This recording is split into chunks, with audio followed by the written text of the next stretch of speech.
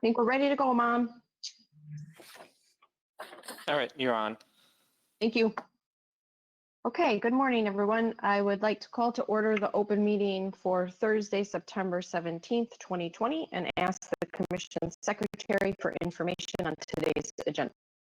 Each commissioner has independent with the open meeting of Thursday, September 10th, 2020, and each has informed me there's no need to discuss those minutes. Move we approve the minutes of September 10th, 2020. Second. All in favor? Aye. Each commissioner has independently reviewed the agenda, and each has informed me there's no need to discuss the notices associated with agenda items 2 through 6, the draft order and docket 9240 GI 100 associated with agenda item 7, or the suggested minute associated with agenda item 8, accepting the statement of scope and directing commission staff to continue with the rulemaking process. Move we approve the notices of investigation associated with agenda items 2 and 3. Second. All in favor? Aye. Aye. For agenda items 4 and 6, I move we approve the notices of proceeding. Second. 4 through 6. All in favor? Aye. Aye. For agenda item 7, I move we approve the draft order associated with the docket 9240 GI 100. Second. All in favor? Aye. Aye. Agenda item 8, docket 1AC 255, move we accept the statement of scope and direct commission staff to continue with the rulemaking process. Second.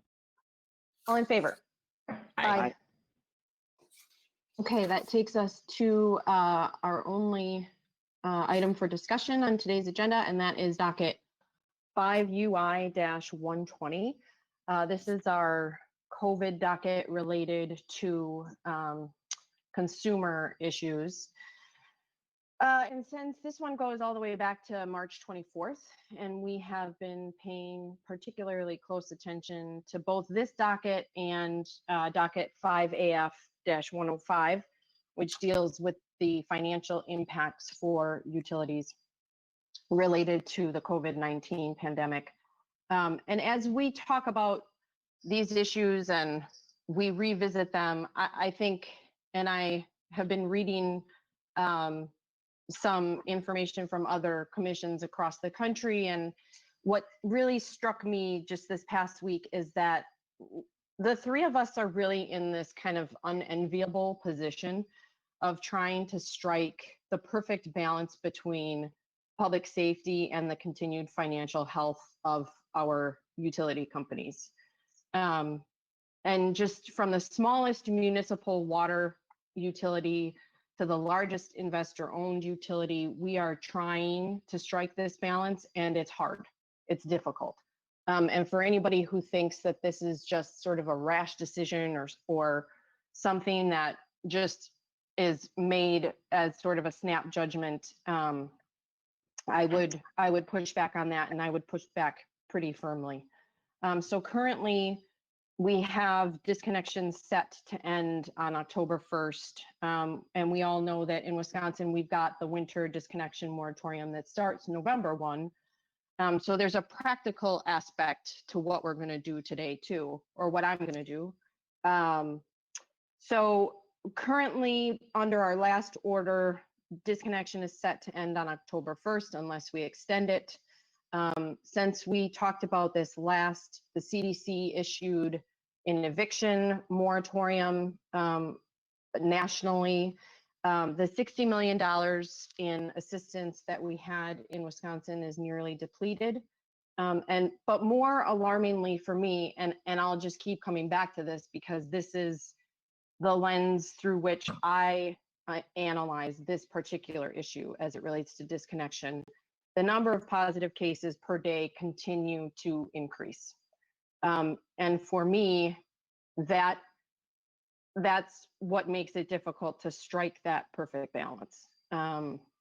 We're not seeing the numbers come down. We're seeing them go up. And we have some meetings scheduled next week to start talking about credit and collections issues with the utilities. And I think we should seek plans from the utilities. And I don't know, I think we should talk about this. Maybe by the year end, maybe early first quarter, to start this conversation about how we're going to manage the arrears, because I'm not naive to think that the arrears balance is going to go away. But I also don't think it's proper to say that the only way to get these arrearage balances down is to simply spread them across all customers. I think that's short-sighted, and I think we can do better, and I know we can do better, because I know our utilities aren't the only ones facing this issue across the country. I think as we head to NARUC in the fall, I think we'll probably hear a lot about this.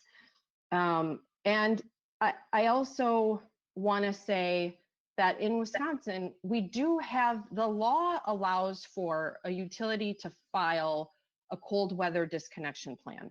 Now, I know there's a history of those disconnection plans either not being filed or not being approved. But I also know that at least not in the last 100 years have we been in a pandemic. So I put that out there as just a potential. I mean, perhaps if things improve, the utilities could come up with a targeted approach as part of a comprehensive plan to look at what is happening to balances since the disconnection moratorium was put in place. I also wonder if it makes sense, or I would like to hear about what type of outreach is happening. How are the utilities communicating with their customers? Is it just bill messages? Because if it's just bill messages, what I fear is that there's a certain segment of the population that looks and says, this is my utility bill, I'm just going to put it in the garbage and I'll deal with it in the spring. And that can't be. It can't be. So what types of outreach can be done to get at customers who have the ability to pay but who are choosing not to? So all of that is a long way of getting to the point where practically, I don't think extending this, you know, if we lift it right now from a practical standpoint, are the utilities really going to roll trucks? And more importantly, what's the cost benefit of that, knowing that the winter moratorium begins November 1? Two of the IOUs have already stated that they have no plans to disconnect. So for all of those reasons, I'm at Alt 2. I would extend the disconnection moratorium through the end of the winter disconnection moratorium, which is April 15th. I would also allow, as requested by some of the utilities, to extend the late payment charge waivers through that same time. And then when I look at sub alternatives A and C, I would implement both A and C. So for A, I would require some sort of information or a plan as it relates to how to get at the growing arrearage balances. And then sub alternative C, I would ask that staff report back. It's sort of twofold. Number one, I would ask that they report back on what they hear from the discussions that they're going to be having with the utilities. I think one meeting is set up for next week. So I would like to hear the result of those discussions. And then I think we need to start putting a focus on, okay, what's going to be the communication outreach? How are you going to try to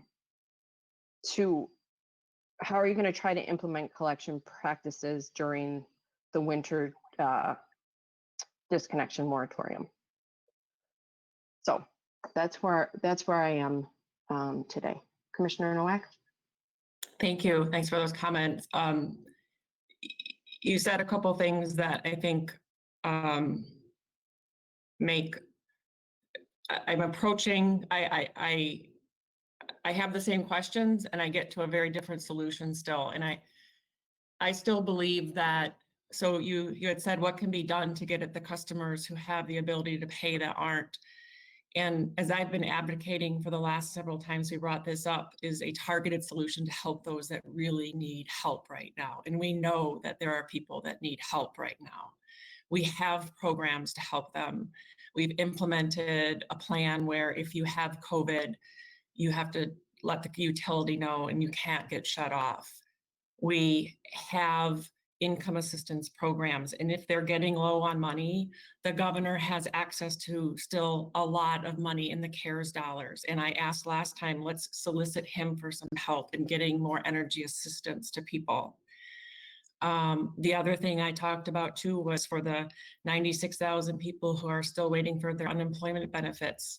Let's give them the same waiver that we give to people who have COVID, that they can't, until they can get their money from the Department of Workforce Development, that they shouldn't be cut off, rather than have a broad-based approach that applies to every single ratepayer in the state, because what that results in is this scattershot approach that's just too broad, that leads to problems.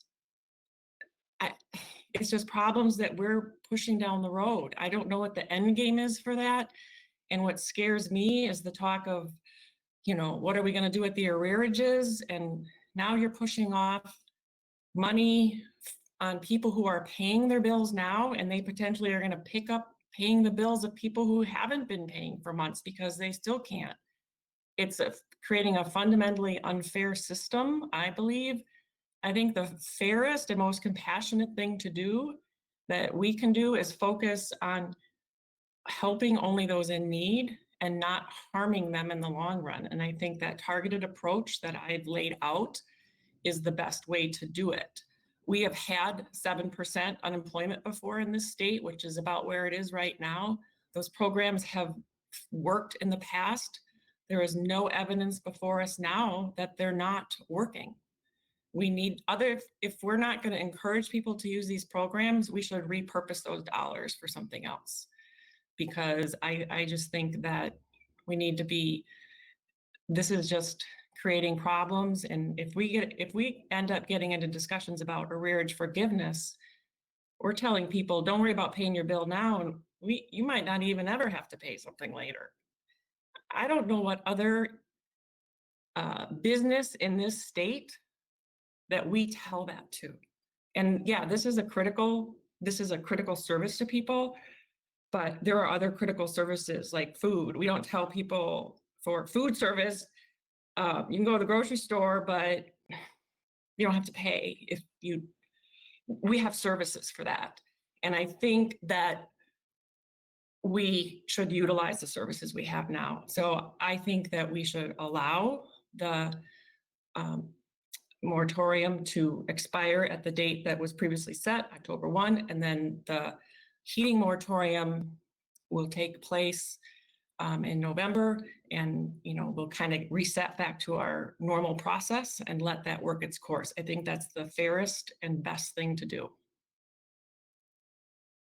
Okay. That's all. Okay. Thank you. Commissioner Huebner. Thank you both. Very great points, I think, from both of you, and Chairperson, you highlighted why this is my least favorite week every month, having to come back to this decision, because it is indeed not a simple one, and it is very complex. Can I just ask you, Madam Chair, a couple of clarifying questions on your take based on some of the things you said? Yep. Because you did mention cold weather disconnection, and so I guess, are you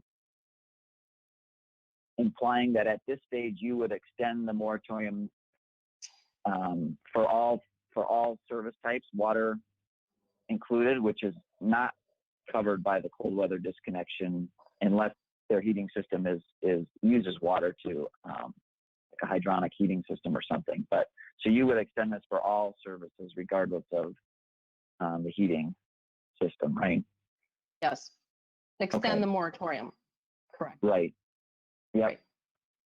And then are you also thinking that perhaps if the utilities do come up with certain plans that would account for a more targeted approach, that you would then be open to coming back to reevaluating that? Like if a certain utility has a plan that makes sense to you, then you would take that into consideration? Yeah, Or I mean, I think I'm trying to just, yeah.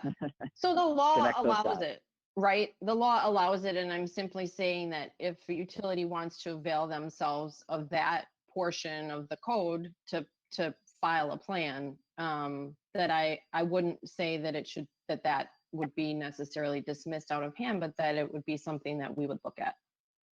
Mhm, mhm. Okay.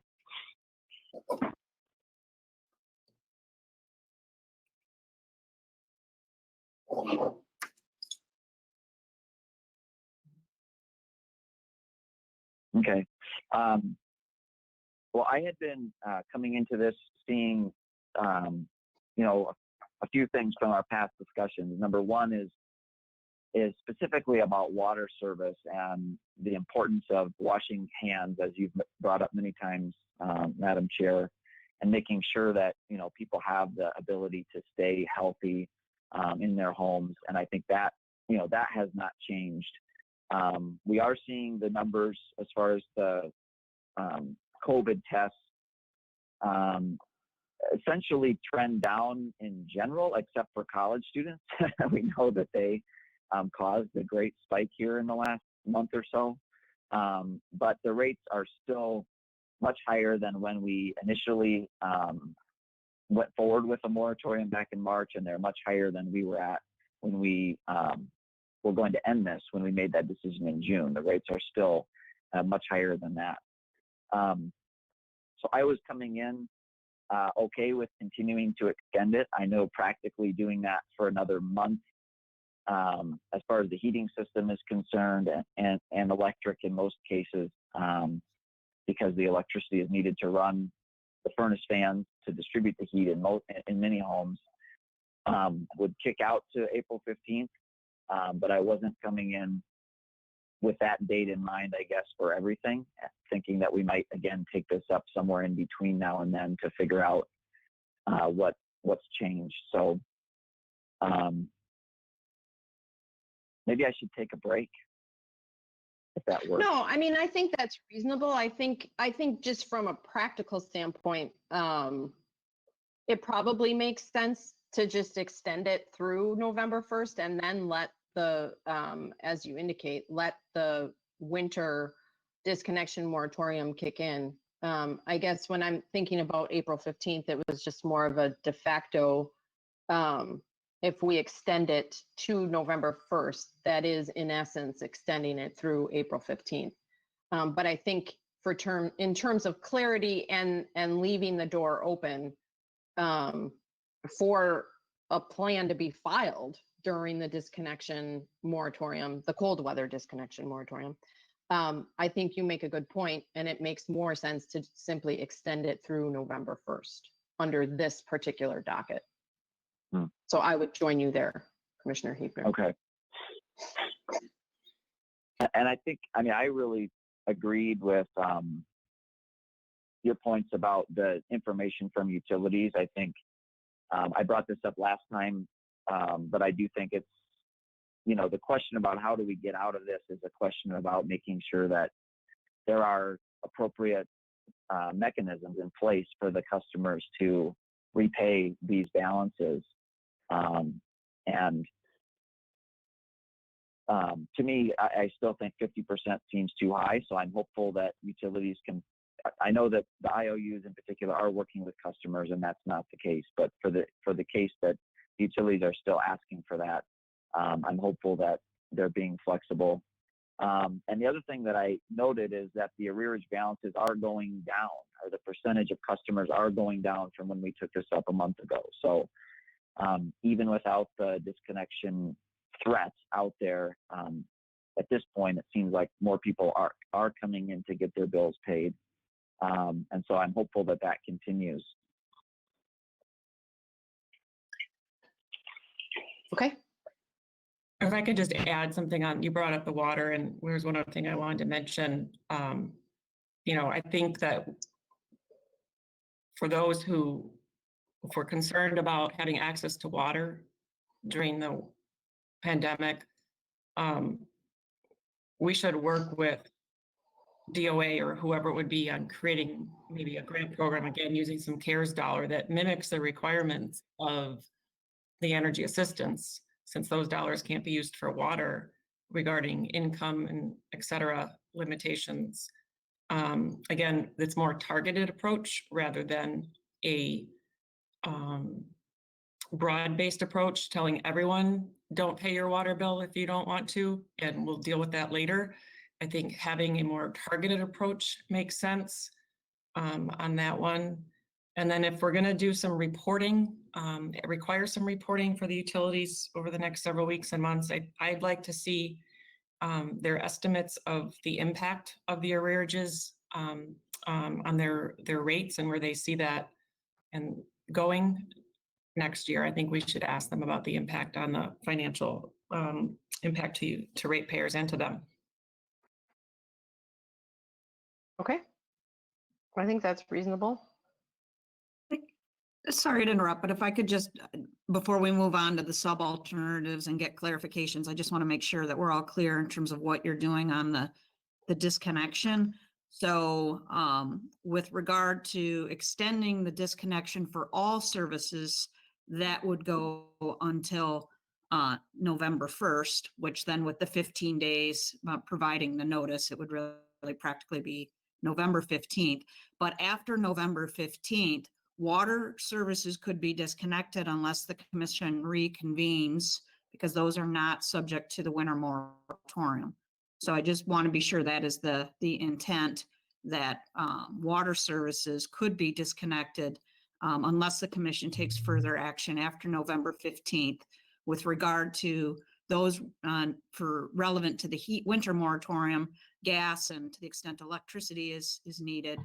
Those would continue under the winter moratorium rules to April 15th.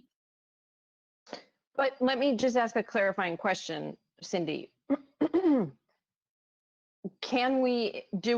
it take reconvening to sort of, in my mind, that's bifurcating, right? So do we have the authority to bifurcate today between gas and electric going through November 1st, but water going through a different period of time, a different date? You certainly do. That's where I was confused, because I just heard the one date and I didn't hear clarity with regard to what was all happening with regard to the water.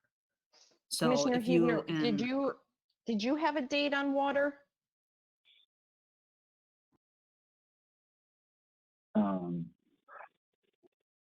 No, I did not. Okay, Commissioner Nowak, do you have thoughts? Yeah, I mean, I think that the heating moratorium should go into, that's the code. And probably we could come up, ask with other agencies to come up with a plan quickly if we want to help with the water. Again, I think an assistance plan can be created using the CARES dollars. So we don't have to keep extending and modifying some of these orders. And I think we're, kind of, to me, I'm getting nervous about treading into, we have the rulemaking that is the winter moratorium, and it kind of seems like we're rewriting it at open meetings, and that I'm not sure is always, we're treading on some thin ice here with extending things beyond what the legislature had intended and what has been approved in rules for such a long time. A temporary suspension or a moratorium is one thing, but if we're now talking till next April, we're looking at really over a year. And I'm not sure that we, as the three commissioners, should be making that very broad policy decision. So I would, like I said, I would still leave the I would lift the moratorium October 1, let the heating moratorium go into place and see what we can do to help those if there is a need for water assistance to get access to those CARES dollars and work on that. Okay. Commissioner Hebner, thoughts? I don't think I have any further thoughts. So you would extend the water till April 15th? No, I would let it go. I would do all three, electric, gas, Okay. water through November 1. Then the legal statutory or the admin code as it relates to cold weather disconnection for electric and gas would kick in November 1. And we would have to act related to water if we wanted to extend it further. Right. Okay, I'll join you there. Okay. Okay, so is that clear, Cindy? Yes, and again, Okay. just to be clear, the heating moratorium doesn't have anything to do with water. So right. to the, Yep. you're So certainly free beginning November legally. 1st, beginning Right. November 1st, water service can be disconnected. Correct. But Yeah. just, commenting, given that there are the rules, those rules are limited to the gas and electric, Mhm. Mhm. and not the water. Right. So beginning November Yep. 1st, water can be disconnected. Okay. Yes. Then are we clear? Yeah, go ahead. Again, just that is when the earliest they have to give the required notifications under the disconnection rules. So it would be the earliest day would, I think, be 15 days thereafter. Right. And those utilities, again, if they had already issued the disconnection, to the extent they seek to disconnect and it's been beyond the statutory or the code period when those notices are good, they'll need to re-notice for that. Yep. Okay, so now I think we're clear on the main alternative. If I could just get some clarity then on the sub-alternatives as to what you would see. Yeah. So sub-alternative A, I would require the utilities to file with us. And I'm a little unclear as to when the date would be, but I would require them to file information related to outreach and related to any type of plan that they would have to address the arrearage balances. And then sub-alternative C, I would ask or require staff to report back to us the results of the roundtable discussions that are going to be held. And then I think I heard Commissioner Nowak seek information related on what the estimated impact on rates would be from arrearage balances. So that would fall into sub-alt A.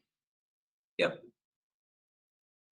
And then Commissioner Hebner, did you have any information you would seek from the utilities and or from staff? No, I would join both of you on your recommendations for the information to seek. And reiterate, yeah, I think the arrearage balances and how we're going to get more customers to pay and into DPAs, if that's the mechanism, or to pay their bills. What's that plan? That's what I would like to see. Okay. Okay. And I would encourage, utilities to work with stakeholders to the extent, that makes sense. We have CUB, who's our ratepayer advocate. That's what they're here for. And I think they are available. And I think there's probably other groups in different communities available to help understand, who are the people that, what are their situations, right? And so that we can work together and the utilities can come up with plans to how to address those unique situations. Mm-hmm. Right. Okay.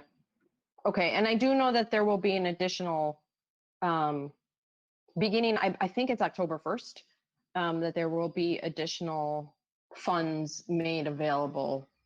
I don't know if those are crisis dollars, but I know that I think it's there the will new be additional federal funds. fiscal year.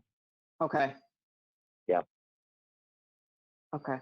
But- Okay. Commissioner Nowak, did you have anything else in terms of additional information? No, I don't have anything else. I think, you know, I'm gonna dissent on the overall decision. And, you know, like I said, I think we should just continue to be more targeted and hopefully can provide some assistance to the water folks in water who need assistance, especially if they have COVID or are waiting for unemployment benefits in the future. And I think there's a way to do it. I think there's a way to do it. So. Okay. Commissioner Hebner, can we have a motion? On docket 5 UI 120, I move that we approve the discussion as today and related to extending the disconnection moratorium and the reporting requirements. I'll second. All in favor? Aye. Aye. Those opposed? No? Okay. And then do we need to do subalt A and subalt C? He said the reporting in his motion. I don't know if you guys Oh, you set a did? date though. Okay. Yeah, I don't know if there's a date for the reports though. Cindy just dropped off. Can you wait for her to call back in? Oh, no, let's do all sorts of stuff. Now we can do stuff. Right. Yeah, I don't think a date was set for when the reports should come in or when we want them. Okay.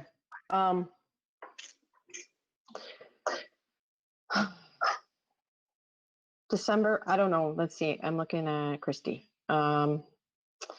December 1st, does that make sense? Is that not enough time? I want to make sure that we're getting the right kind of data. And I want to make sure that people have enough time to kind of think about it and formulate it. So I don't know. December 1st, January 1st.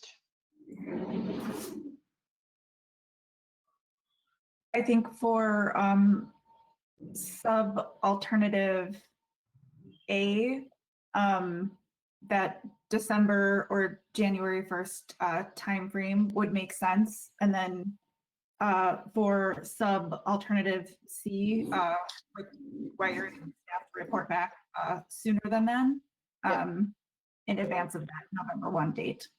Okay. Hi, this is Cindy. I'm back.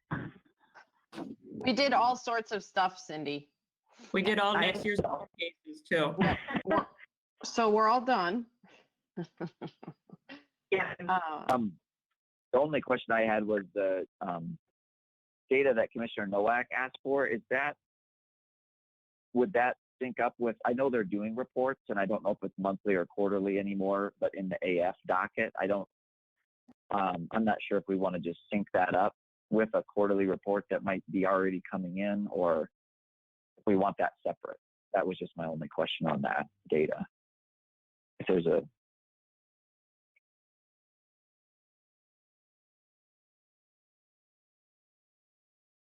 I'm not sure who knows when the quarterly reports are coming in from in the AF docket. The next one is due October 15th. Okay. So January 15th would be the following quarterly report. Probably January would be a better day, don't you think? Yeah, right. Because then I think you have better data at that point. So for subalt A, let's make it concurrent with the January 15th AF filing, if that makes sense. So the estimated impact on rates, outreach efforts being taken, and potential potential plans to manage arrears. That would be that's Subalt A, and that would be due January 15th. Subalt C, I think November 1, Christy, or November 15th?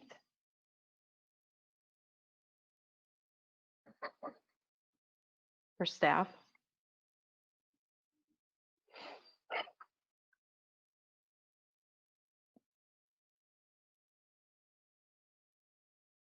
Just looking at the calendar.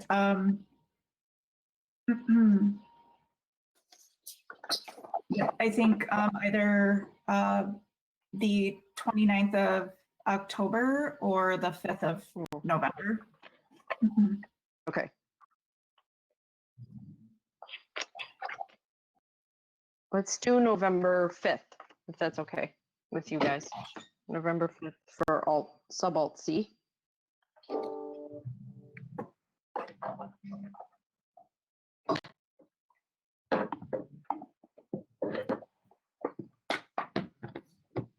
And then as it relates to water, those utility, I mean, I guess we don't necessarily need to set a date to review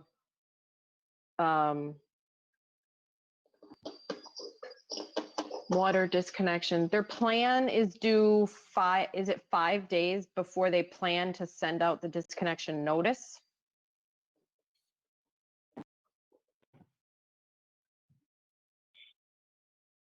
Yes, that's 5 days before taking an action, like sending out a disconnection notice. Okay. And the requirement in this docket was that they submit those plans to us, correct? So that stays in place. That would stay in place. So any water utility that's planning to disconnect would have to follow that timeline where they submit the plan to us, and then they would then issue disconnection notice, and then it's got to be at least 15 days between issuance of the notice and the actual disconnection. Okay. Okay. That was the one area I was trying to get confirmation of before I lost, was that implication, because I believe that order point needs to be specifically extended, the reporting, the disconnection order point. That they file the plan. Right, right. Okay. Okay. That they continue to file a plan past the November 1. Yes, correct. That was my intent, was to continue that requirement that they file the disconnection plan with us ahead of issuing the disconnection notice, just the way that we had it set up originally. Okay, that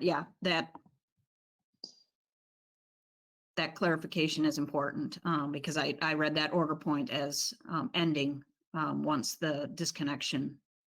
But with regard, that will apply to water, but with regard to the gas and electric, then whatever reporting they have in the winter moratorium, that is the reporting that they will continue. Is that the intent? Yes. I mean, my intent was to have the winter moratorium rules kick in.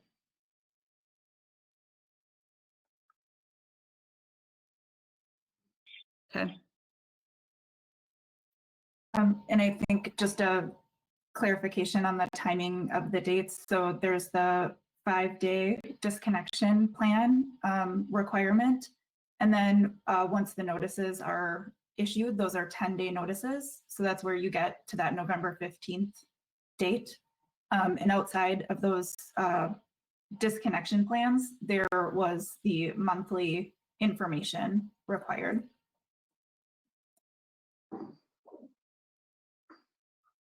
Okay.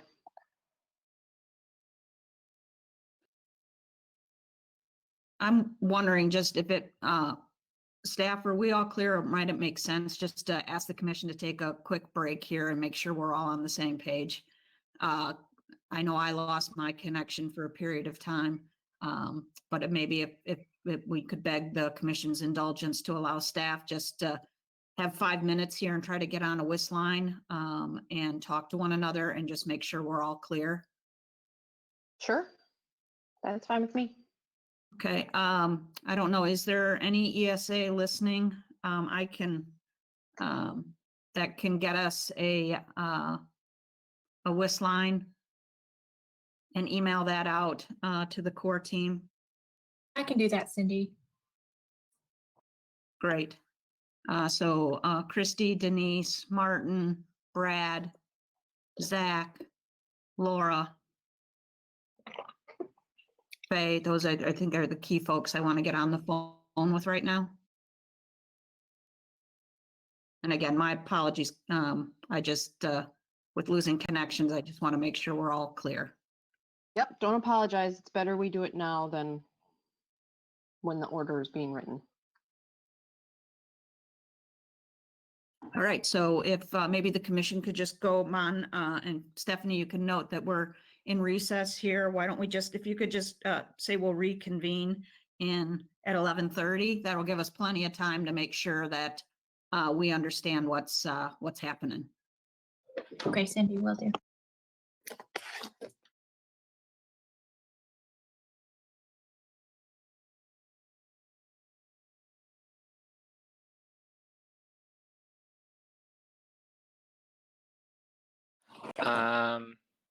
You're on. Okay. Madam Chair, unless you have anything to start with, staff, we were just talking, and we wanted to seek some further clarifications if we could, unless any commissioner wants to say anything before I get to those clarification requests. Yeah, no, I think maybe things might have gotten confused when we started talking about the winter moratorium. So my intention when I was talking about the November 1st date was to require the water utilities to file their disconnection plan for water service that's not subject to the winter disconnection moratorium with us by November 1st, and that would be subject to our approval. That was my intention. So in my mind, I look at that the same way that we would approach an electric or gas utility subject to the winter disconnection rules, right? In that if they wanted to disconnect a customer during the winter moratorium, they're required to file a plan with us, which is then we are required to take some action in approving that plan. So I was trying to achieve parity. Okay, and that's what we were struggling with from staff, because we have many utilities, water and otherwise, who have already filed their disconnection plans. And so where we were struggling with is, there are water utilities who have filed such that if the stay on disconnections for water is lifted as of November 1, they actually could, once they give their 10 days notice, disconnect because they've already filed that plan. And it was unclear to us whether you wanted kind of new filings or you wanted to see these disconnection plans for the water utilities come back to the commission. So that was one area in which what we were asking for from the utilities and when you wanted it to come back, that we got a little confused. Okay. That makes sense. I understand where the disconnect is now, no pun intended. I think it's reasonable, and I think the prudent thing to do is for those utilities who have filed disconnection plans, water utilities who plan to disconnect, I think they should be subject to our approval before they can go ahead. Because again, I was trying to achieve parity with how we approach any disconnection that would occur during the winter moratorium on the electric and gas side. By our approval, do you mean the three of us or division administrator? No, by the three of us.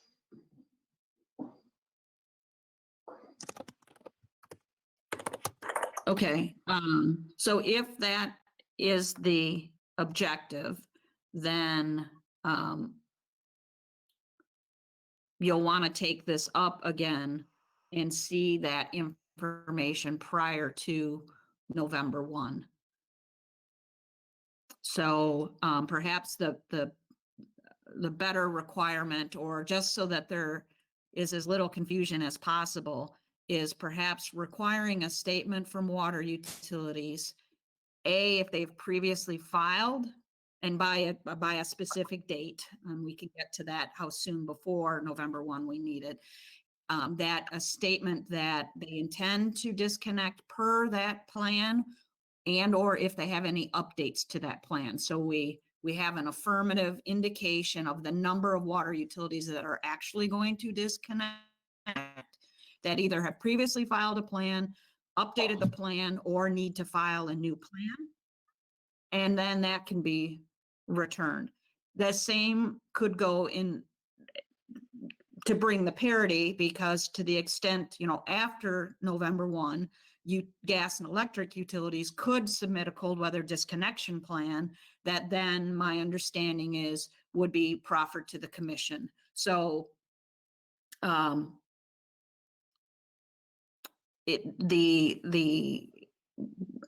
look to Christy as to then what date would we want sort of that affirmative statement that water utilities intend to disconnect by November 1, or want to disconnect after November 1. When would we want to see that statement, their updated plan, or if they've never filed a disconnection plan, such a plan? This most recent month, those plans and that information were due on September 10th. And we've been collecting those together monthly with other information in this docket. So the next monthly plan filing would be October 10th. If that lines. We have how many water utilities in the state? 540, thereabouts. 578. Oh, sorry, 78, So are we sorry. looking at approving 578 disconnection plans? I hope not. Yeah. Well, I'm confused because if they've got one on file, we're not going to approve it, but if they haven't filed it yet, it's got to come to us and we have to approve it. I don't, what do you want to approve? I'm confused. No, if they've filed the plan, then we approve it. We're not, we have to look at it to approve it. If they haven't Right. filed the plan, then they need to file a plan and we would approve that plan. But you said the three of us. I mean, it's going to come before we have to look at all of them. If they all file them. I mean, I don't know. I don't think the latest data indicates that all 578 of them plan to disconnect.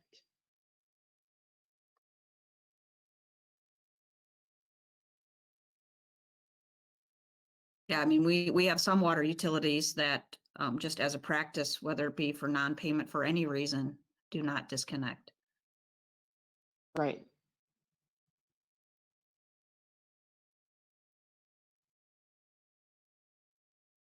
So we don't- for those I mean, utilities, Well, we don't take up the gas and electric disconnect plans. I mean, I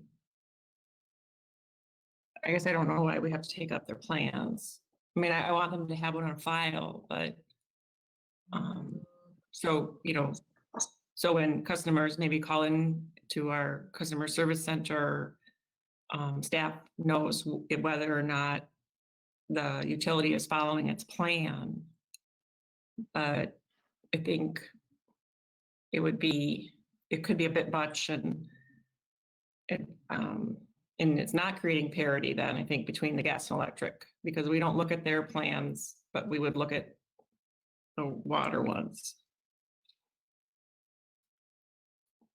My understanding is that if an electric or gas utility wants to request wants the ability to disconnect residential service during winter, that they have to receive commission approval.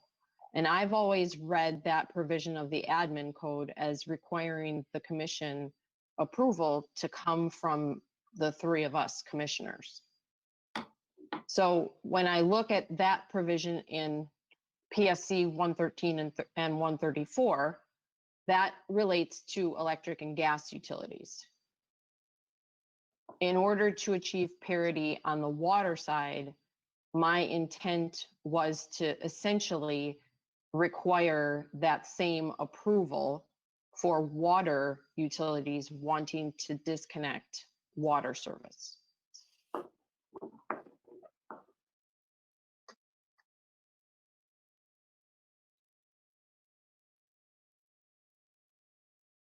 I don't remember, I haven't sat here and approved disconnection plans. So I mean, I think the better way to get at water is to apply this, keep if you have COVID and can prove you have COVID, you can't get disconnected for 21 days. That can be extended for water. And we should work on making a plan with CARES dollars to help those who need assistance paying water.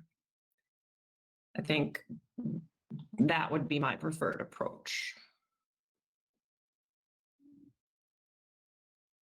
Okay, and I understand that, but I don't think it's not enough to just say if you have COVID, you're protected. I think what we have been saying all along is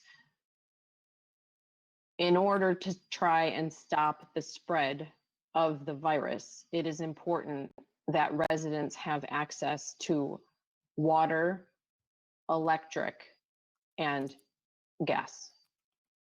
So that I don't think that gets us far enough. And maybe I'm misunderstanding the code requirements related to winter disconnection plans. And if that's the case, then we can maybe start over at the beginning. No, Madam Chair, you're not. And to Commissioner Nowak's point, we have not, since you've been on the commission, we have not seen a plan filed in the winter moratorium for disconnection, but that code provision does exist and does allow for it.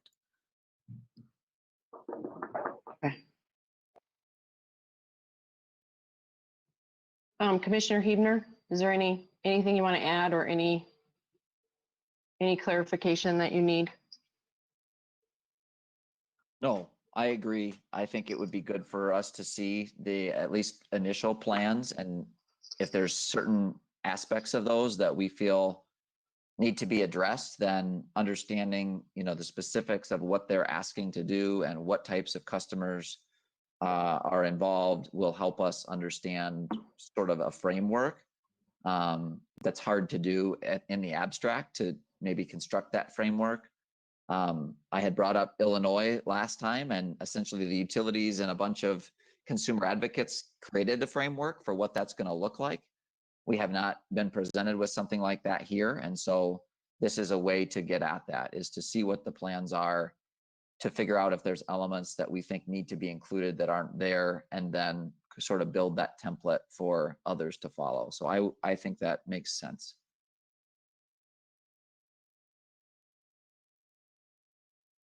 Division administrators and Cindy, is this clear, or do we need additional conversation?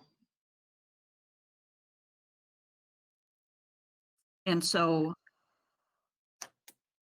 the disconnection be lifted as of November 1 for all service types. A disconnection plan water utilities may disconnect if they have previously filed a disconnection plan. They need to file any updates to that. And if they have not previously filed a disconnection plan and intend to disconnect, they must file a plan by October 10th.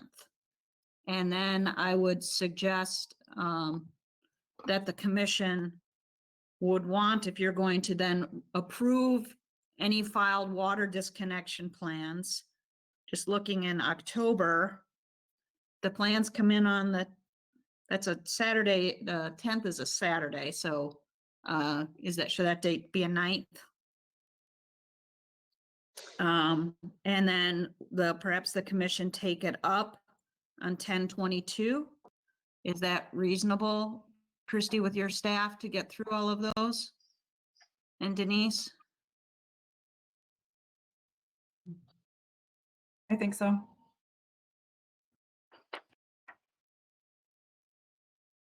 So you're basically adding water to the current rule. What do you mean? Regarding disconnection plans. No, I'm not adding them to the rule. I'm extending the order point in this docket that they be required to file disconnection plans with us. I think it's order point 12.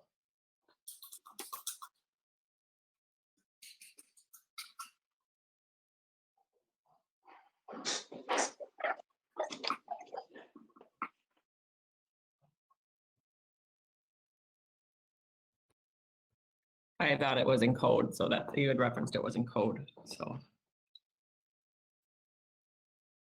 The cold weather disconnection plans related to electric and gas utilities are in code, yes. Right. But our order point 12 in this docket requires any utility who plan to disconnect that they file a plan with us. Mhm.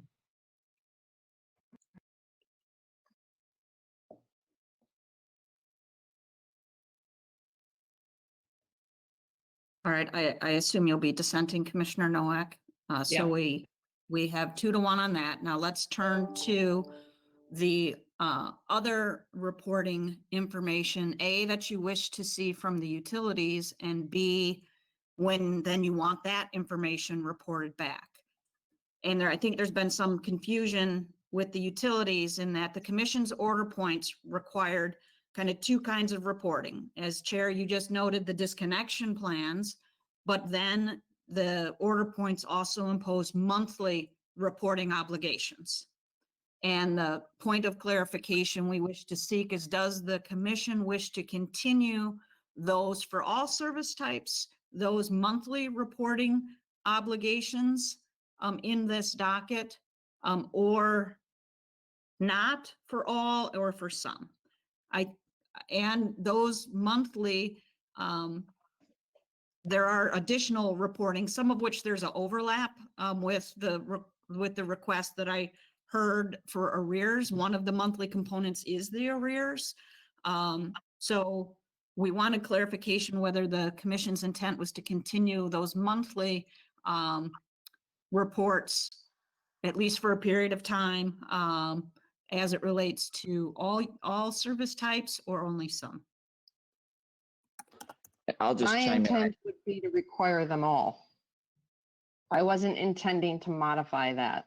And if the sort of addition of the estimate of arrearage on rates and customer outreach in terms of credit and collections actions, I wasn't intending to add another layer. I was intending to add that information to the reports that are already required. So I don't want to make it more difficult. I don't want to add another date. But I think we need that additional information as we now enter into the fall and the winter months.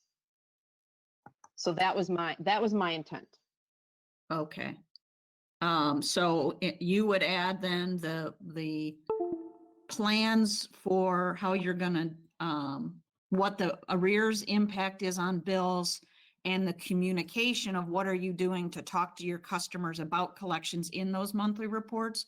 Would you also include, I heard, a kind of a separate reporting just on by January 15th of, okay, what do you intend to do? More specific, what are your ideas for how you tackle arrears, as opposed to providing more impact and real-time information, that is a separate reporting obligation. Am I interpreting what you said correctly, Madam Chair? Yes, you are.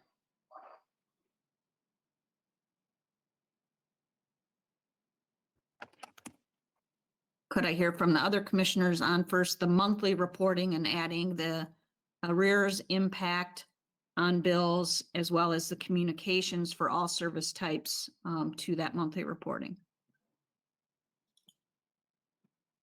I think monthly is excessive. I don't know that we need to hear the same thing every month. Seems like every meeting we have, we do more reports, and I'm getting confused of what we're getting, and I don't know that we need to keep creating all the reports. So I would not do a monthly reporting on those things. I would, do it by a date certain, and then maybe have them check back in after the first of the year as well. Do it by November 1st, yeah. November 1st, 15th, and then sometime after the first of the year.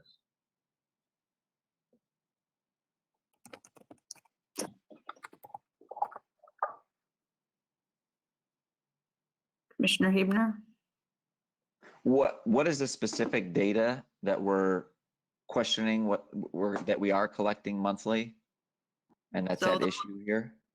So the monthly data per your order point 2 on your most recent order is credit and collection protocols, including information on charges to reported disconnection plans, disconnection notices, arrears balances, customers in arrears, DPAs and terms, and other collection activities such as deposits. That's the information we have been collecting and putting in those PowerPoints. So the first question is A, do we continue that point going forward to all utilities? And then the second question is, do you then add the 2 data points of how are you communicating with your customers about arrears, as well as what are the impacts of the estimate of the bill impacts on your current arrears balance, whether you want to include those in the monthly, and then, or you want to separate things out, those sub-alternative items we discussed as to all of them into a separate report.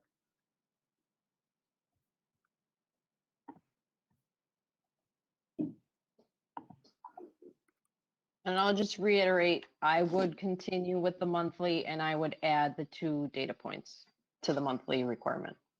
Okay, that's what I was expecting as well, that we would continue to get that monthly information so that we can have a pretty close beat on what's happening with arrearages in particular.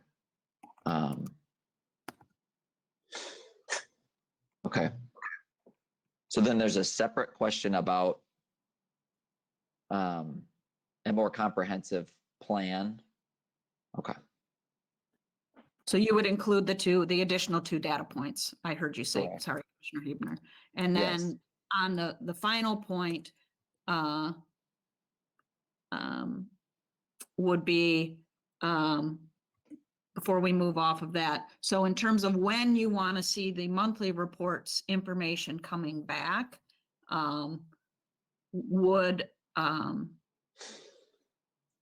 is there a time period in which you want to see the next comprehensive? You're going to see this back on 10/22 with the disconnections. I don't know whether it's realistic, Christy, to include what monthly information. I just don't know what we'll be able to get back on those additional 2 data points between now and that next reporting. So it may make sense, since they're going to see it in October 22nd and focus on the disconnection, that maybe the next reporting is sometime in November. Would you think have more salient data, including these additional data points, if we push that a little bit, if that would be acceptable to the commission? And that's the 10th of the month, correct? Those reports, yeah, they come in the 10th. Okay. And then the AF reports come in on the 15th, quarterly. Right. So we would have the next round under this docket October 10th, and the next set of data under the AF docket would come in October 15th. Okay. So what's the question, Cindy? Whether you want to, at this point, assign a specific date to do that, or we can certainly always provide the information and not, be tied to a specific date. I would not pick a specific date. Okay. And we can do those as informational memos or as that information comes in, and then, certainly at your discretion, you can set the matter for additional action. All right. And then the last thing was the point you just raised, Commissioner Hebner, about the separate kind of more comprehensive or specific plan. I heard a date of January 15th, 2020 to file a plan. And again, I believe, Madam Chair, you wish that a plan from all utilities as to how it intends to deal with arrears, or were you more focused on that? I think I heard all. I did initially say all, but I'm wondering, since we have January 15th as the date for the AF information, does it make sense to just say, if as a part of the data you're presenting in the AF docket, you have come up with sort of a plan or some kind of a way to approach what you're seeing as it relates to the AF implications, that could be included in that AF docket. I wasn't intending to get 1,000 plans on how to manage arrears, but we're asking them, what is the financial impact on you? And to the extent that they are providing us information that demonstrates that there's going to be a material adverse impact, I would ask that they then also include a plan for how they plan to address that impact. A plan in connection, the AF docket isn't currently before us, so it would be a requirement of a plan in this docket triggered by materiality, triggered by. Aren't we going to see those plans in their rate cases anyway? I don't know. I mean, are we? That's part of what I'm trying to head off. I'm worried that if we don't, here's what I'm concerned about. I'm concerned that if we don't require something by way of a plan, that the default position is going to be, here we're coming in for our rate case and our solution is spread the costs across all customers. And that's what I want to avoid. So I want there to be thought and sort of some type of analysis put forth ahead of that, because I don't want that to be the default. Mhm.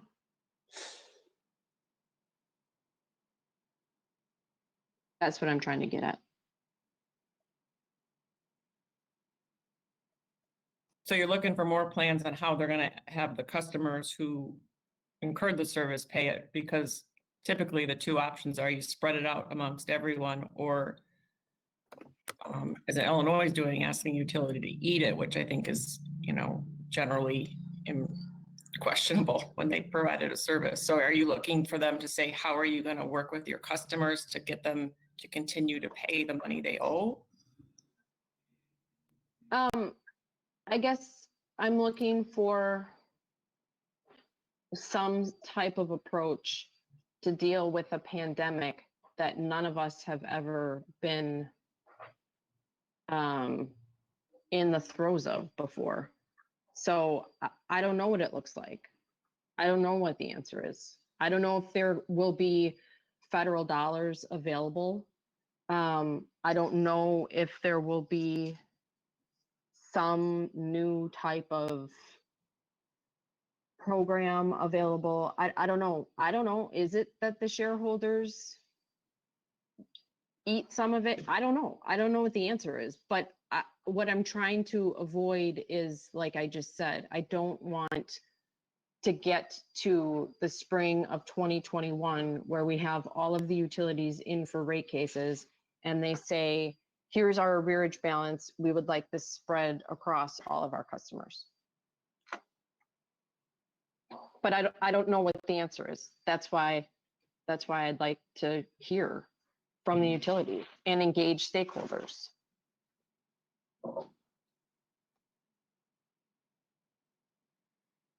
And I'm wondering if we want to hear that before January 15th. I know that we're having a meeting, the staff is having a meeting soon on the next week or two, and that's going to, kick off that conversation from the staff level with the utilities. I don't know how long it would take to develop those plans, but if that meeting is happening in late September, I'm wondering if, the month of October and the month of November is enough time, and more like just one. I don't know that we're gonna, get it sooner, but what do we do if we have it sooner? Can you hear me?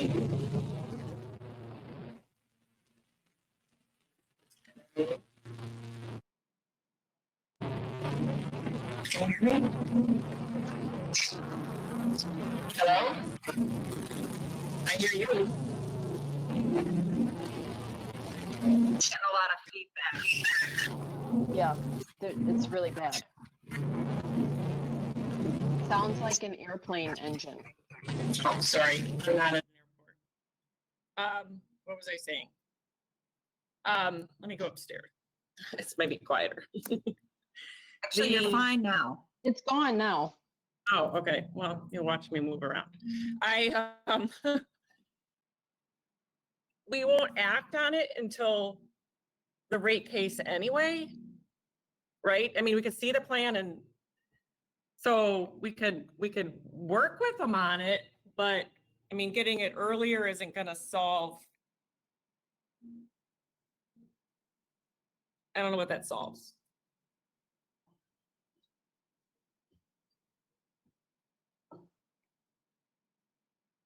I just think the reason I sort of landed in January was because, yes, it's twofold. The first is we won't be able to take action until the rate case. That's number one. And number two was the longer the period that they have to collect information and to engage stakeholders and to take stock of what's happening, maybe at the federal level. I was trying to give them a long runway to come up with a plan. And honestly, I don't know, maybe the plan is there is no plan. But I think it's something that we have to look into, and that they have to look into. Because again, I don't want the default position to be, this is our arrearage balance, and we want all of our customers to pay for that. That's why I landed in January. Yeah. Well, I don't want it to be that either, but I think we have the moratorium being so long, we're setting ourselves up for that, or either telling the shareholders they have to pay for it, which I think both answers are bad. So I guess if they have something more creative, I guess we can find out.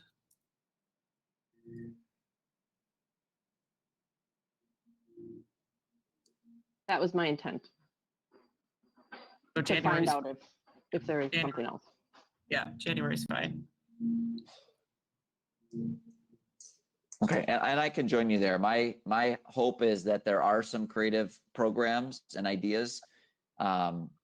Utilities in every state are in the same exact boat as the Wisconsin utilities. So I think there are going to be creative ideas to help customers get their balances down and reduce the amount that we see ultimately in the rate cases. And so my hope is that utilities are, proactively trying to find those solutions. And I know that many of them have programs, but, really scouring and working with their peers across the country to find solutions, because we're all in the same boat. Find those solutions and work with those customers and come up with creative options. And I'm hoping that happens before January 15th, that those programs are expanded or rolled out or whatever that looks like, you know, as soon as possible to help as many customers as possible as soon as possible.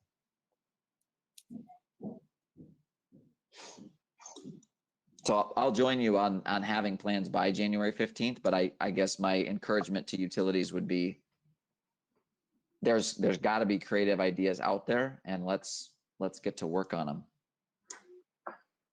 Okay. All right. Cindy, do we need anything else? I'm good. Christy?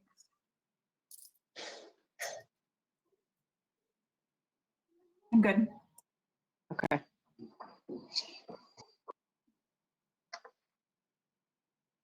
So You need a motion, Cindy? I'll redo the Or motions. a lot of different motions? I think you can just direct staff to issue a supplemental order in this matter consistent with today's discussion. So moved. second, all in favor? Aye. Aye. Those opposed? No. Okay. All right, that concludes our official business for today. Our next open meeting is scheduled for Thursday, September 4th, 2020 at 10:30 a.m. May I have a motion to adjourn? And it gets at 10 a.m. Oh, that's right. Sorry. We already talked about that. It's at 10 a.m. Thursday, September 24th at 10 a.m. Sorry, I was just, yeah, you're right. Move, we stand adjourned until that date and time. Second. All in favor? Aye. Aye. All right, we're adjourned. Thanks, everybody. Have Aye. a good day.